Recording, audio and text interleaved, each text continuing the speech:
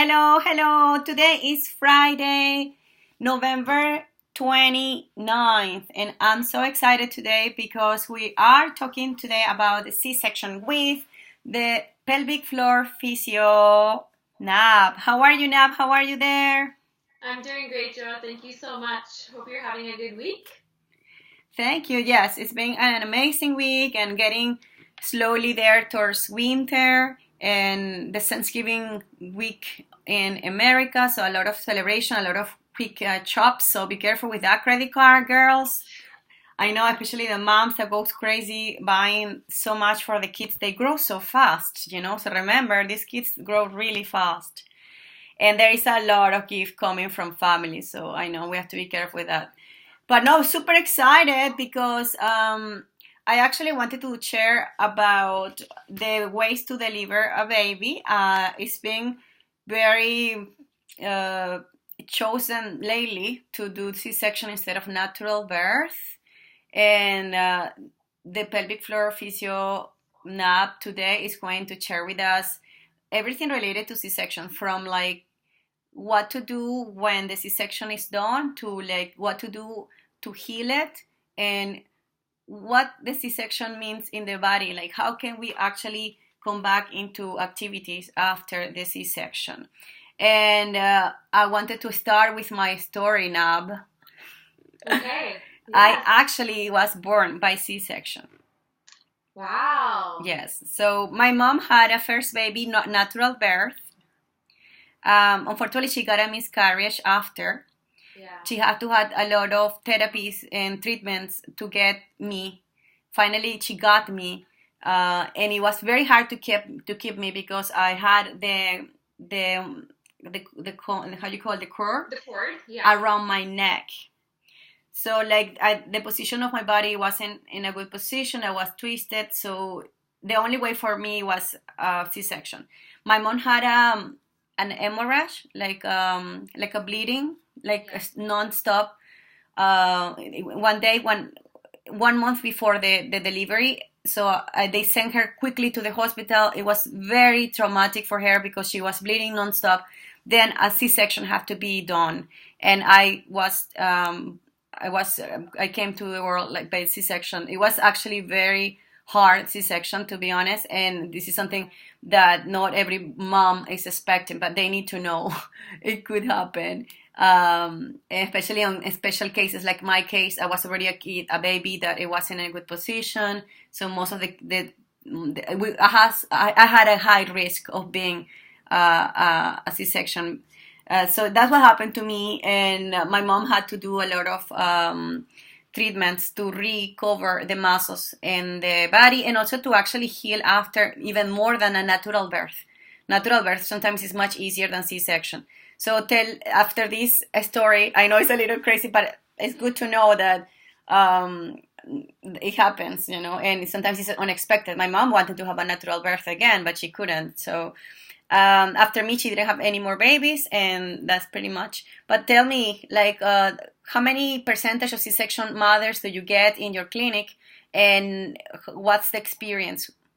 So generally, so I know, so some countries you can actually choose to have a C-section or a vaginal delivery. In Canada, most deliveries, so unless it's like a high risk delivery, where the baby is not positioned correctly, cord is around the neck, again, hemorrhaging, something like that, or, labor is not progressing, that would be, like we're going to do a C-section. Otherwise, vaginal delivery is recommended. And so, having said that, most of the deliveries I see here are vaginal deliveries. So the only reason for me to see a C-section is if something happened. And I would say probably 20% of my clients, 20-25% of my clients are coming in after C-section delivery, and they're coming in for healing purposes or pelvic health physiotherapy, rehabilitation afterwards. That's in Canada, actually, because from South America, where I'm coming from, if I tell the truth, most of the women, they choose to have a C-section. And many times it's not that expensive. So here, a lot of women, they don't do it because it's much expensive, right? Like, what do you think is is No, happening? you can't go in and say I want a C-section. Huh. They promote vaginal deliveries, just like that is the way to do it in terms of like it's like for the health of the baby, it's better like to come through the vaginal canal. They will only do a C-section if it's required, like there's a high risk. In other countries, they think, oh, I don't want, like my vaginal area to be impacted, so I'm going to do a C-section. But it's hard. After, like, rehab takes a long time. Like, they're going through, like 7, 8 layers of muscle to get to the baby. Yeah, that's interesting how some countries, but I know in Venezuela, many people, no, I don't want to suffer. I just want to get a C-section. So it is pretty crazy. About the healing part and the scar, like how big is the scar in this moment? Because my mom had maybe like 8 centimeters scar, vertical or horizontal. So like now it's much different. I've seen a lot of scars, and anywhere ranging from like very, very small scars to big ones. And honestly, it depends on the skill of the doctor. So I've seen like beautiful scars, barely like you can even like just see a little line. That's it. And the other scars are unfortunately big scars. They might be raised, they might be red, very thick, and it's really impacting the way the woman is functioning afterwards. So it depends on like doctor to doctor, just with any other surgery, right? Like if someone did, and it's just like a haircut. Someone can do a good job, someone can do, like not as it also depends of the healing, because like darker skin color, it takes a little more time to heal. And sometimes we have like keloids, so if we generate keloids, it is even harder to get the scar even. And about pelvic physio, how soon after the surgical procedure is important to start doing Kegels or any exercise to start strengthening that tissue that has been cut? 6 weeks. So, I mean, immediately after, it's very important to rest, especially in the area around the scar.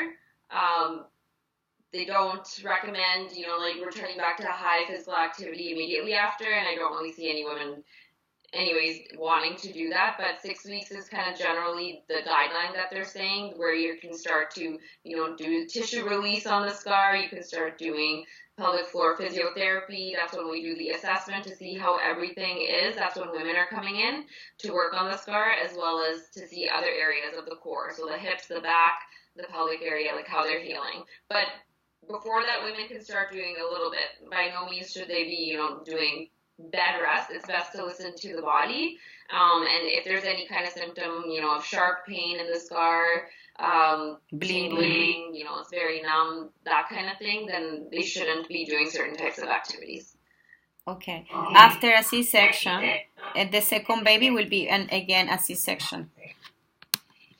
Depends. Some women want to do what's called a VBAC, vaginal birth after cesarean. And so the risk with that is uterine rupture. So generally, like physicians are recommending to do a C-section afterwards. But if a woman really wants to do a vaginal delivery after doing a C-section, she can try.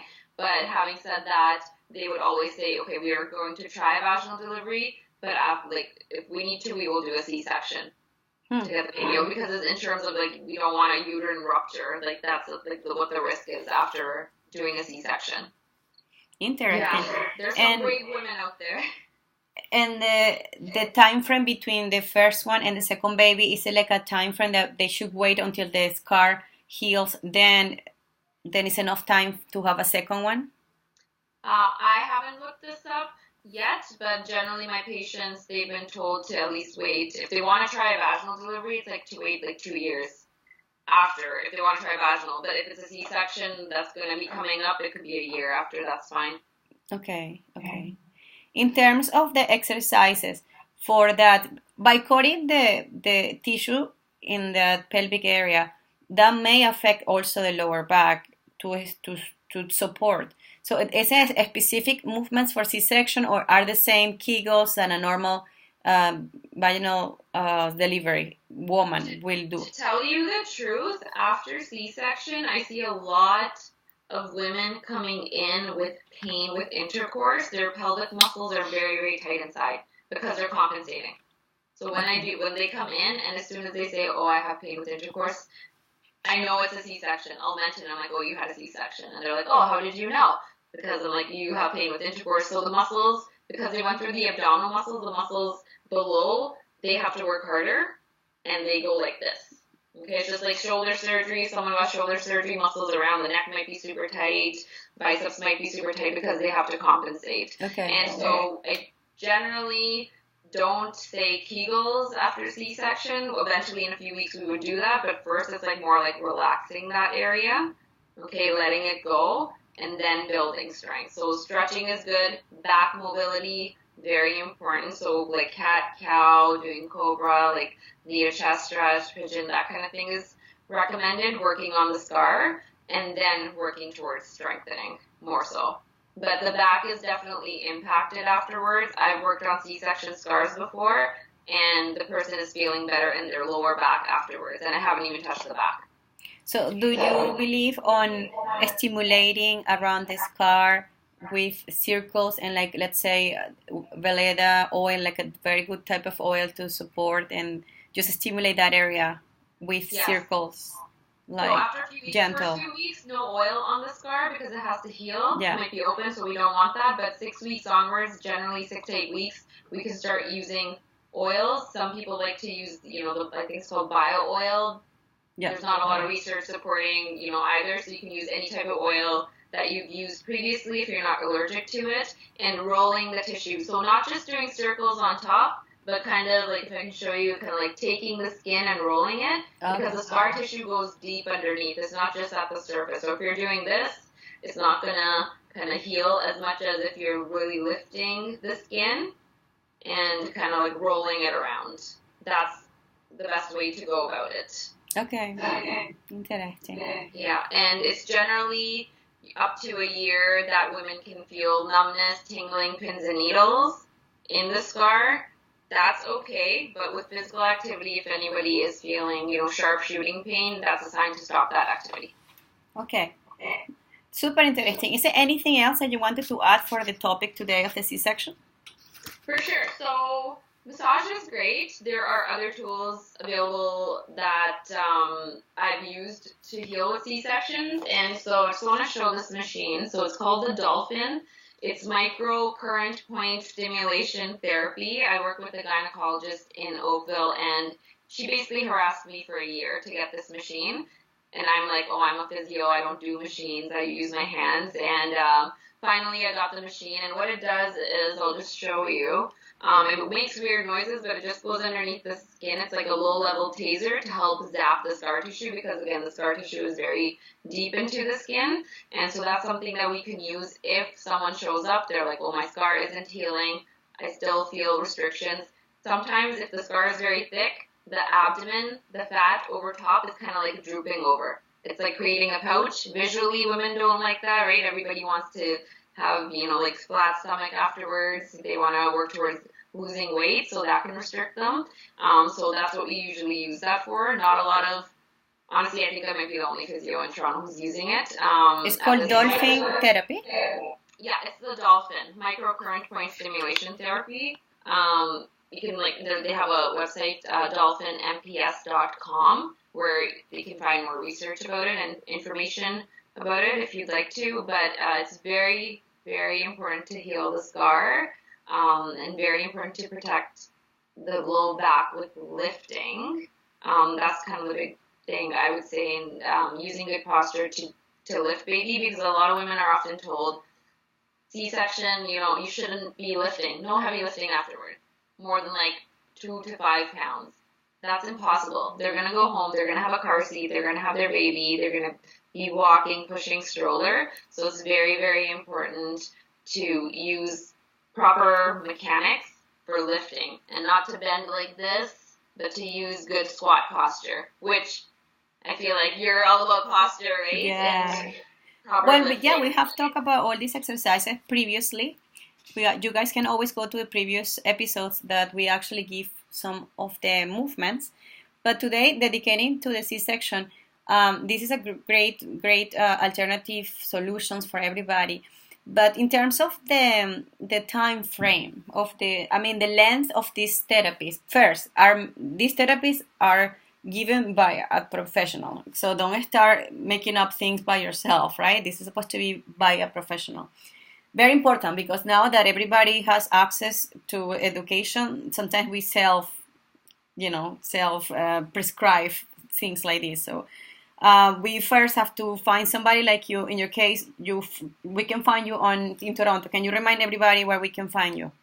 Yes, so I'm at Toronto Yoga Mamas several times a week. You can find me there weekdays, weekends. It's a yoga studio, wellness, health center, and I'm also at other clinics, which you can find at Pelvicare.ca. Those are listed on that website. So anywhere from basically Oakville to Scarborough.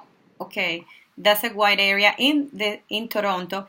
And then for the therapies, your therapies are usually what, 30 minutes therapies? So assessment is usually 60 minutes, and assessment includes treatment because we have to have a good assessment history of the patient, and then after that, follow-ups are 30 minutes. Okay, and then you use the dolphin therapy, electromagnetic, right? Yeah, so it's micro stimulation point therapy, and that I can only use postpartum. I'm not using that during pregnancy. Postpartum. Then the massage, and basically that will be it. Now, for somebody that has big, let's say, twins, can somebody with a C-section have the diastasis recti? So yeah, totally, yeah. So sure, can have both. Their abdominals were stretched out, so regardless of if they had a C-section or vaginal delivery, they can for sure have a diastasis. Yeah, and the diastasis is to let everybody know it's the gap in between the abdominal muscles. So you would want the muscles to be quite close together, because if they separate, then that can lead to a hernia. Exactly. And well, girls, that's the next topic that we will talk about, diastasis recti. And I just wanted to know, because if you have C-section plus you have diastasis recti, definitely you are with us next week talking about this topic. But I think we cover a lot about C-section, and it's important for everyone to share and to comment in this video, so we continue working on the content for all of you girls.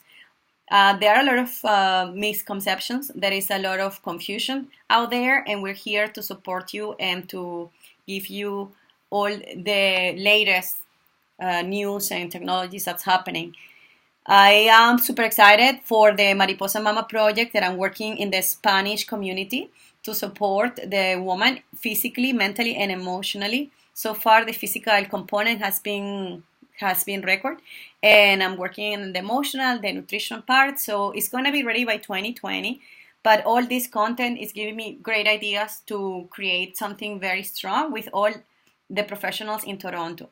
So thank you so much, Nab, for your great knowledge, and I'm looking forward to talk about diastasis recti next week, and just wishing you the best on this weekend. And next week will be December. Yeah, so quickly. Yeah, it's true. Month of Sagittarius. It's your birthday. Yeah, and it was my birthday. Oh my goodness, it's true. Oh my God. Okay, this is a great time to celebrate. Thank you so much, girls, for being here around, and Dots and whoever is listening to this podcast. Thank you for your support, and let's get together, because remember, together we are stronger. Have a beautiful weekend. Bye.